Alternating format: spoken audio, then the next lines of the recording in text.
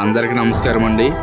మరి నిన్న అమలాపురంలో రమణ మల్లయ్య గారి వీధిలో సీతారామాలయం దగ్గర కమిటీ సభ్యులందరూ కూడా కొన్ని వందల మందికి భోజనాలు పెట్టుకోవడం జరిగింది.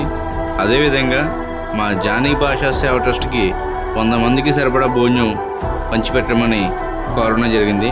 అదేవిధంగా మేము అక్కడికి వెళ్ళి భోజనాలన్నీ తీసుకుని అమలాపురంలో పలు ప్రాంతాల్లో పేద ప్రజలకు అందరూ కూడా పంచిపెట్టడం జరిగింది. మరి ఈ అవకాశం మాకు కల్పించిన రామరావు నాని గారికి హృదయపూర్వకంగా ధన్యవాదాలు తెలియజేసుకుంటా ఉన్నాం. అదేవిధంగా మీకు ఏ కార్యక్రమం సరే ఎక్కడైనా సరే భోజనాలు మిగిలిపోతే కనుక మీరు పడేయకుండా మా జానీ భాషా సేవ ట్రస్ట్కి ఫోన్ చేస్తే కనుక తక్షణం మేము అక్కడికి వచ్చి అక్కడున్న ఫుడ్ని పార్సల్ చేసుకుని అమలాపురం పలు ప్రాంతాల్లో పంచిపెట్టడం జరుగుతుంది. అమలాపురం పలు ప్రాంతాల్లో మిగిలితే ఖచ్చితంగా మాకు కాల్ చేయండి. జై హింద్.